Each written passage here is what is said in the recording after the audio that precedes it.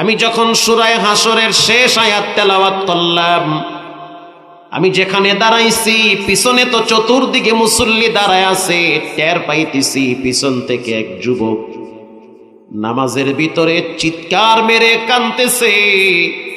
তার কান্নার আওয়াজ আমার কান পর্যন্ত চলে আসছে।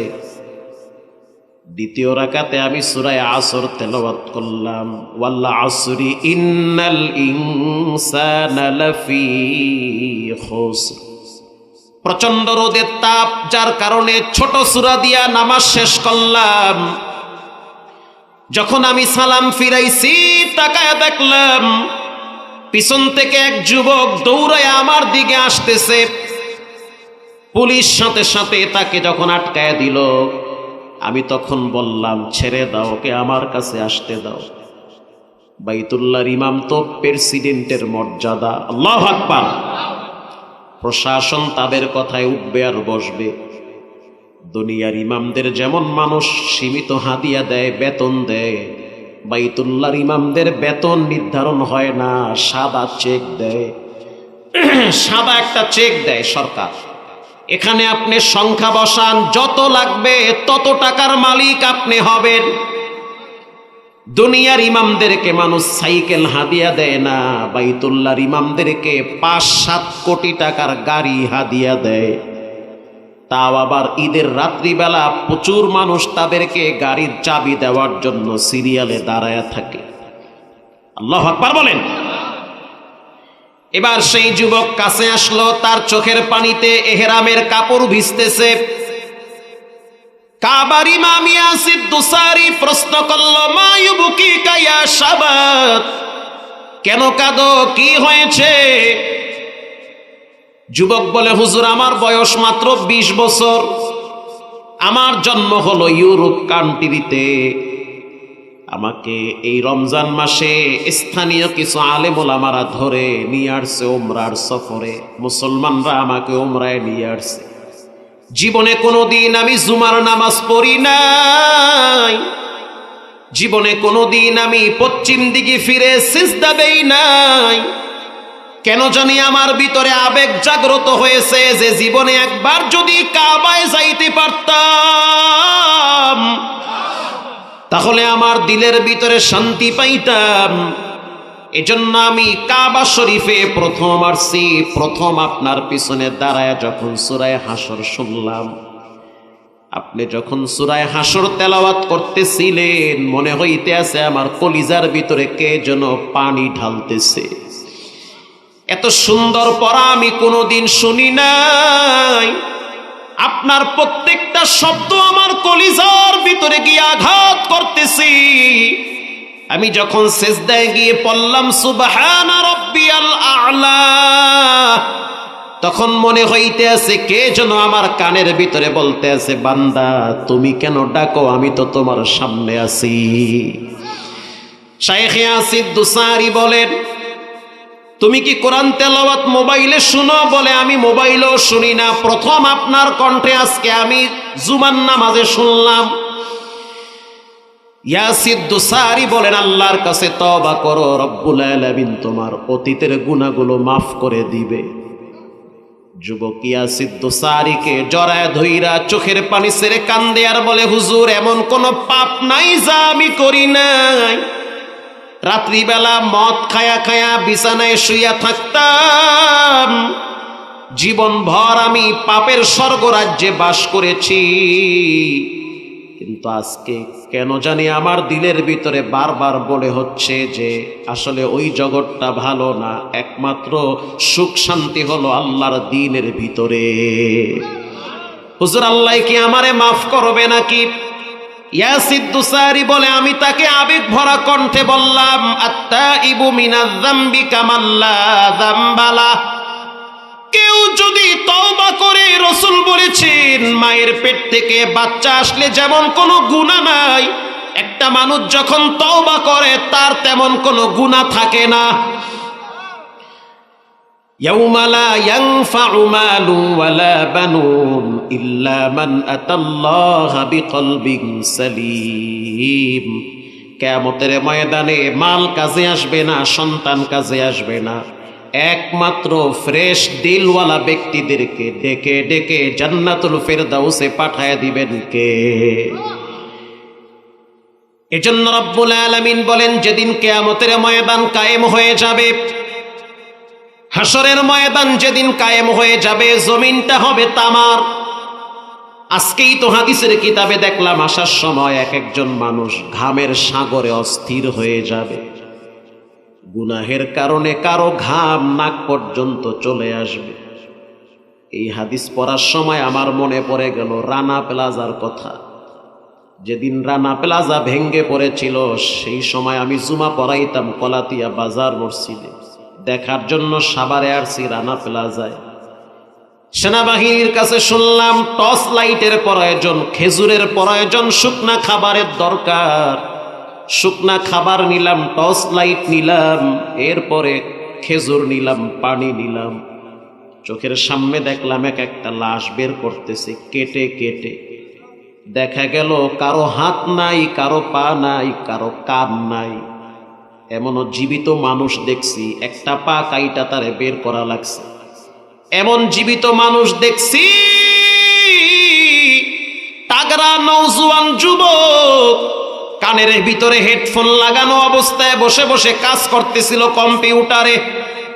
হঠাৎ কি হয়ে গেল কল্পনা করতে পারে নাই। মুহূর্তের ভিতরে বিল্ডিংটা লড়ে উঠেছে, লড়ার আগেই বিল্ডিং ভেঙ্গে যখন মাথার উপরে পড়ল, কোনো মতে ওই যে কম্পিউটারের নিচে যেই তক্তা থাকে ওটার নিচে মাথা দিয়া কোনো মতে বেঁচে ছিল। কিন্তু দুঃখের বিষয় হলো ওয়াল পরে তার হাতটা আটকে গেছে।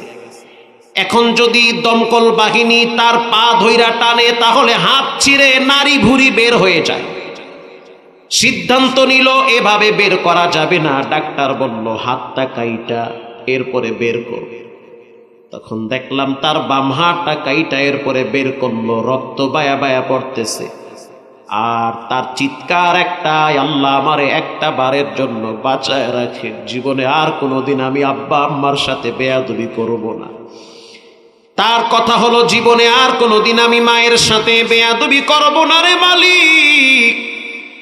এনাম মেডিকেলে যখন ভর্তি করা হইল, একজন আর দুইজন না, শত শত যুবককে যখন এনাম মেডিকেলে শোয়ানো হইল, সাংবাদিকরা প্রশ্ন করল ভিতরে 2 দিন 3 দিন ছিলেন, কেমনে ছিলেন, ওই সময় আপনাদের অনুভূতি কি ছিল?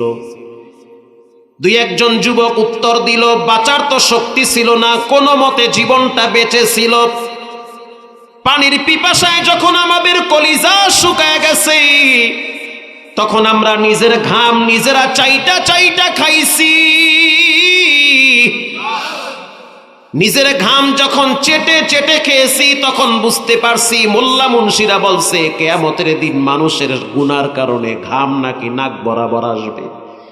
যখন ঘামও পাই নাই, তখন নিজের শরীরের গোস্ত কামড়াইছি আর দেখছি রক্ত বের হয় কিনা। রক্তটা জিহ্বায় নিয়ে কোনো মতে পানির পিপাসা নিবারণ করতে চাই।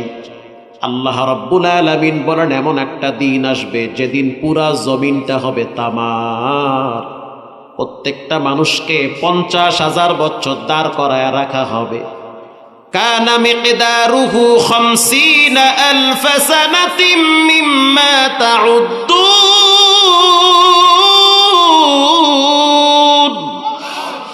50,000 বছর দাঁড় করায় রাখা হবে। শুধু তাই না, প্রত্যেকটা মানুষকে উলঙ্গ অবস্থায় দাঁড় করায় রাখা হবে। এই যুবক টাকা দেখো, এই রিসেন্টলি ঘটনা, এই কাইটা কাইটা যুবকের লাশ গাড়ির থেকে বের করা লাগে। গাড়ি দুমড়ে মুচড়ে একেবারে ফুটবলের মতো হয়ে যায়। বের করতে হলে হাত কাটা লাগে, পা কাটা লাগে। বেশি লাগবে না, আপনাদের বগুড়ার যেই ডাক্তার আর বাচ্চাটা মারা গেল, খবর নিয়ে দেখেন লাশটা ভিতর থেকে কেমনে টাইনা বের করছে। কারণ দুমড়ে মুচড়ে হাত আটকে যায়, পা আটকে যায়, কখনো কখনো মাথা ভিতরে লেগে থাকে। এজন্য রব্বুল আলামিন বলেন যেদিন বিচারের ময়দান কায়েম হয়ে যাবে, ওই দিন এমন একটা সিচুয়েশন তৈরি হবে, আল্লাহ রাব্বুল আলামিন চিৎকার মেরে হুঙ্কার দিয়ে বলবেন, লিমানিল মুলকুল ইয়াউম লিল্লাহিল ওয়াহিদ ওয়াহিদিল কাহ্হার। আজকের রাজত্বের মালিক একজন, তিনি হলেন কে? কোথায় তোমার নেতা, কই তোমার নেত্রী? সারা জীবন চামচামি করলা, পাইছোটা কি? পাইছো মানুষের অভিশাপ, পাইছো মানুষের বরদোয়া। নেতা নেত্রীর চামচামি বাদ দেন, রাসূলুল্লাহর খাঁটি উম্মত হয়ে কবরে যাওয়ার প্রস্তুতি নেন। পারলে মানুষের উপকার করেন, না পারলে ক্ষতি করা যাবে না। ইন দি মিন টাইমে রব্বুল আলামিন বিচারের ময়দানে জান্নাতি আর জাহান্নামী সবাই তো একাকার হয়ে থাকবে। আল্লাহ পাক বলবেন, ওয়ামতাজুল ইয়াউমা আইয়ুহাল মুজরিমুন। নেককার যারা তারা আলাদা হয়ে যাও, বদকার যারা তারা আলাদা হয়ে যাও। নামাজিওয়ালা ব্যক্তিরা ডাইনে দাঁড়াও, বেনামাজিরা বামে দাঁড়াও। সুদখোর, ঘুষখোর, হারামখোর গুলা বামে চলে যাও। ইমানদার, পরেজগার, ন্যায় পরায়ণ যারা তারা ডান পাশে চলে যাও।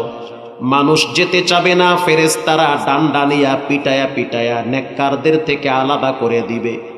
আমাদের মা বোনরা দেখছেন, যখন ধান কুলাই নিয়া ঝাড়া দেয়, যেগুলার ভিতরে চাউল আছে ওগুলা আস্তে করে বুকের দিকে চলে আসে, যেগুলার ভিতরে চাউল নাই ওগুলা আস্তে করে সামনে চলে যায়। ওটাকে বলা হয় চিটা। ঠিক না ভাই? ঠিক। ধানগুলা সেদ্ধ কইরা ভাত পাক করে চাউল বের করে, চিঠাগুলা আমার মা বোনেরা দেখছি ফালায়া দেয় না, বরং ওগুলারে চুলায় দিয়া লাকড়ি বানায়। ঠিক তেমনি ভাবে নেককার পরেজগার যারা, তাদেরকে রব্বুল আলামিন বলবে, যাও তোমাদের জন্য আজকে সুসংবাদ।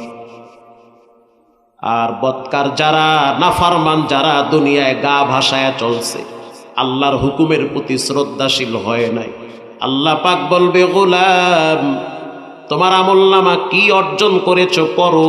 ইকরা কিতাবাক কাফা বিনাফসিকাল ইয়াউমা আলাইকা হাসিবা। অবস্থা এতটাই ভয়াবহ হবে, রব্বুল আলামিন রাগান্বিত কণ্ঠে বলবে, খুযুহু ফাগুল্লু, ধইরা ফেলাও। সুম্মাল জাহিমা সাল্লু, অতঃপর নিক্ষেপ কর। সুম্মা ফি সিলসিলাতিন যারউহা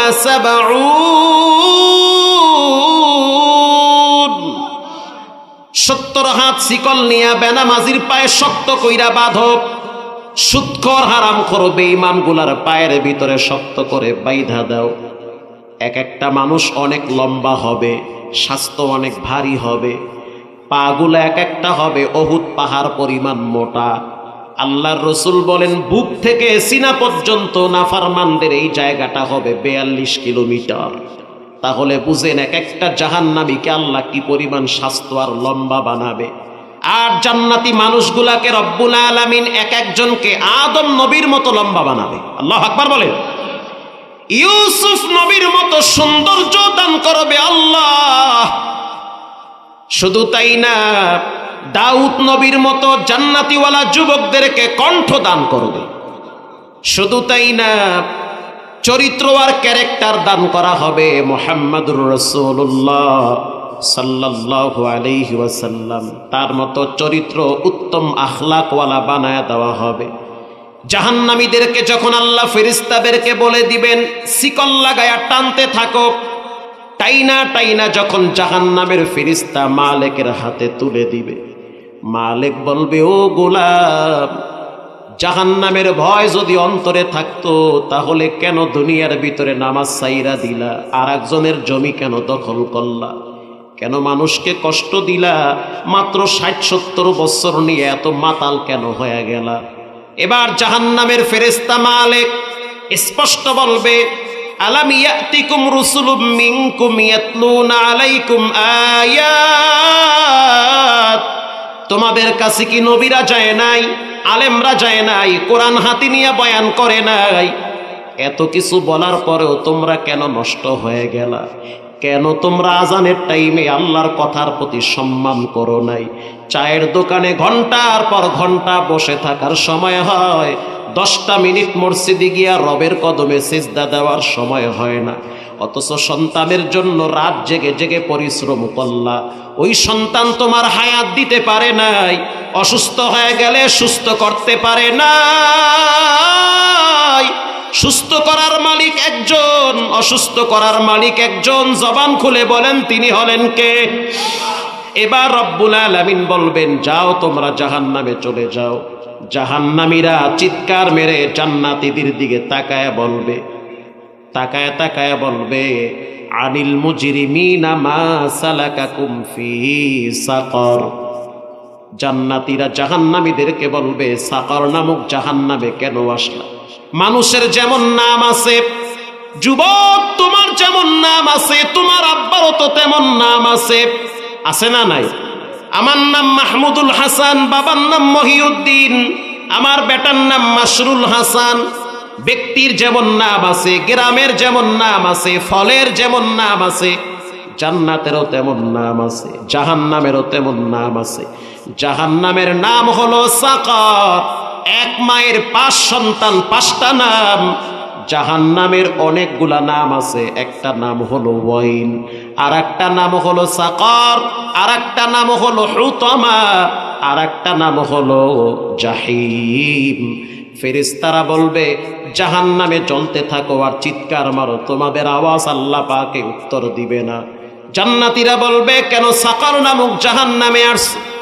এবার সাকর নামক জাহান্নাম থেকে জাহান্নামীরা বলবে, ক্বালু লাম নাকু মিনাল মুসাল্লিন। জাহান্নামে যাওয়ার পিছনে সবচেয়ে বড় কারণ হলো নামাজ না পড়া। আল্লাহু আকবার বলেন। এজন্য অনুরোধ করে বলি, বিনয়ের সহিত বলি, কে মরল কে বাঁচলো দেখার টাইম পরে, নামাজ পড়তে হবে আগে। তোমার হিসাব তোমার কাছে, তোমার জবাবদিহি তোমার কাছে। নিজের ভালো পাগলেও বুঝে। রাত্র 3টায় 4টায় যখন বাসায় যাই, ঘুমের চাপে চোখ খুলতে পারি না, মনে চায় পিঠটা যদি হেলান দিতে পারতাম। ম্যাডামে বলে, ঘুমায় যান, 1 ঘন্টা ঘুমাইতে পারবেন। আমি জানি 1 ঘন্টা ঘুমাইতে পারবো না, চোখ লেগে গেলে তুমিও টের পাবা না, আমিও টের পাবো না। কসম আল্লাহর 2.5-3 ঘন্টা পর্যন্ত বসে থাকি, কারণ আমি জানি আমার হিসাব আমার দেওয়া লাগবে। রাত জেগে জেগে ওয়াজ করে বেড়াই, 2 ঘন্টার জন্য যদি আমি বিছানায় পিঠটা লাগাই, তাহলে ফজর মিস হয়ে যাবে। এর এই ফজর মিস হওয়ার পর যদি পরের দিন মাহফিলে যাওয়ার সময় গাড়ি অ্যাক্সিডেন্ট করে মারা যায়, তাহলে আমার হায়াতের জিন্দিগির ভিতরে ফজর নাই। আমার হায়াতের জিন্দিগিতে ফজর নাই, তার মানে জীবনের কোনো মূল্যই নাই। এজন্য অনুরোধ করে বলি, যত বড় পাপী হন, যত বড় জেনাকার হন, নামাজ ছেড়ে দেওয়া যাবে না। আসসালাতু ইমাদুদ্দিন, মান আকামাহা আকামাদ্দিন। নামাজ হলো দিনের খুঁটি, যে নামাজ ছেড়ে দিল সে খুঁটিটা ভেঙ্গে দিল। অনুরোধ করে বলি, বিনয়ের সহিত বলি, পায়ে হাত দিয়ে বলি, রে যুবক, জীবনে কোনোদিন নামাজ ছেড়ে দেওয়া যাবে না। অসংখ্য যুবককে দেখি রাত্র 2টা-3টা পর্যন্ত রাস্তার চিপায় চাপায় বসে বসে পাবজি খেলায়, ফ্রি ফায়ার খেলায়। 10টা মিনিট মসজিদে গিয়া নামাজ পড়ার সময় তাদের হয় না। কি উত্তর আছে তোমার কাছে? মরার পরে তোমার চেহারা যখন কেবলার দিকে ফিরাইয়া দেওয়া হবে, লাভ নাই। ওই চেহারা কেবলায় ফিরায় কি লাভ? মরার আগেই তো চেহারা কেবলায় নাও নাই। কথা কন না কা? মৃত্যুবরণ করার আগেই যদি চেহারাটা পশ্চিমে না ফিরাও, মরার পরে চেহারা পশ্চিমে ফিরায় কোনো লাভ নাই। তো কিয়ামতের ময়দানে আল্লাহ পাক বলেন, জান্নাতীরা জাহান্নামীদেরকে যখন বলবে, জাহান্নামে কেন আসছো? জাহান্নামীরা বলবে, নামাজ না পড়ার কারণে। এজন্য নামাজ কখনোই ছাড়া যাবে না। পৃথিবী বিখ্যাত একজন জালেমের নাম ছিল কিফিল। আল্লাহর কাছে তওবা করেছিল যায় নামাজের মুসাল্লায়। যার চরিত্র ছিল সুন্দরী রূপসী মেয়েদেরকে ডেকে ডেকে টাকার বিনিময়ে জেনায় লিপ্ত হয়ে যেত। ঘটনাক্রমে একদিন 2 বাচ্চার মা কিফিলের দরওয়াজার সামনে দাঁড়ায় বলতে আছে, কিফিল, তোমার তো অনেক টাকা আছে আমি জানি। ঘটনা বর্ণনা করেছেন মুহাম্মদুর রাসূলুল্লাহ সাল্লাল্লাহু আলাইহি ওয়াসাল্লাম। কিছু টাকা যদি ধার দিতা, তাহলে আমার পেটটা ভালো করে চলতো, সংসারটাও চলতো। কিফিল বলতে আছে, বিনিময় ছাড়া আমি টাকা দেই না। মেয়েটা বলতে আছে, বিনিময় আমি কি দিতে পারি? বিনিময় একটাই চাই, আমি তোমাকে আমার পার্সোনাল বেডরুমে চাই। নাউজুবিল্লাহ বলেন। মেয়ে প্রস্তাব শোনার পরে ডাইরেক্ট বাড়ি গেল, গিয়া দেখলো বাচ্চাগুলা কানতে কানতে ঘুমিয়ে গেছে। আবার তিনি চলে গেল কিফিলের বাড়িতে। রাজি হয়ে গেলাম, দরজা জানলা লাগাও, যা ইচ্ছা করো, টাকা কিন্তু দেওয়া লাগবে।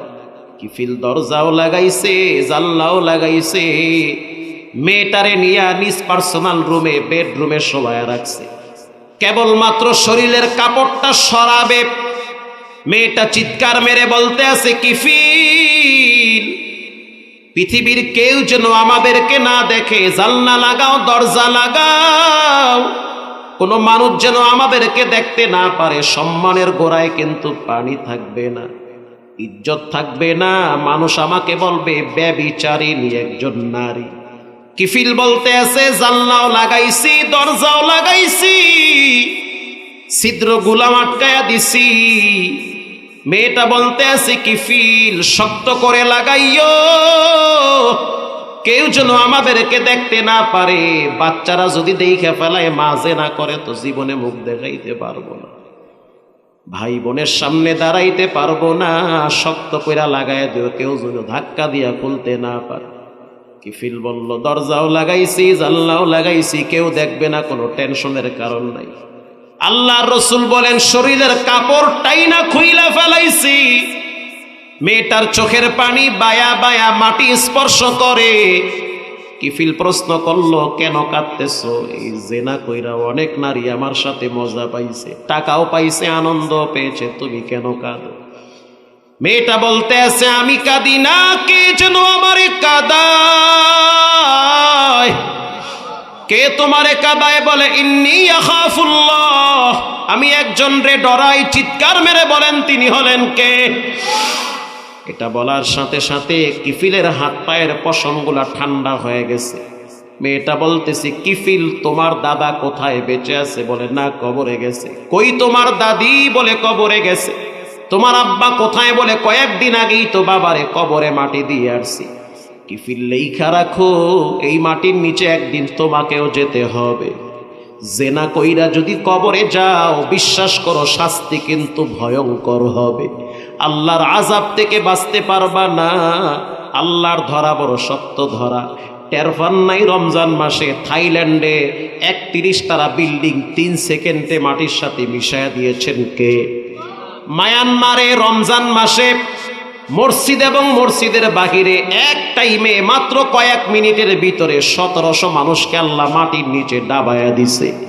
তুরস্কের মতো অত্যাধুনিক প্রযুক্তিমুক্ত রাষ্ট্র বিল্ডিং এর পাইলিং গুলো এত শক্ত করে করেছে, আল্লাহর একটা ধাক্কায় বিল্ডিং ভেঙে মাটির সাথে মিশে গেছে। রবের ধরা বড় শক্ত ধরা। মা কানা আল্লাহু লিয়ুআযযিবাহুম ওয়া আনতা ফীহিম ওয়া মা কানা আল্লাহু মুআযযিবাহুম ওয়া হুম ইস্তাগফিরুন।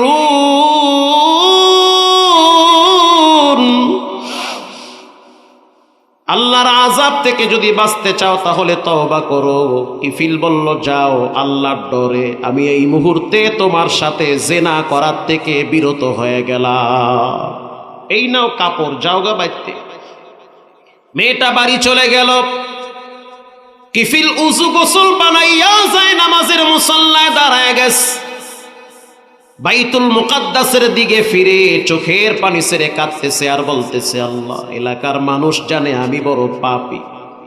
আমার মৃত্যুর পরে মানুষ ঘরে ঘরে মিষ্টি বিতরণ করবে। মানুষ বলবে, খারাপ মানুষ মারা গেছে, কিসের আবার জানাজা, কির আবার দাফন কাফন। কিন্তু তুমি তো জানো, জীবনের শেষ প্রান্তে আইসা তওবা করতেছি। পাপে কোনোদিন শান্তি নাই, হারামে কোনোদিন আরাম নাই।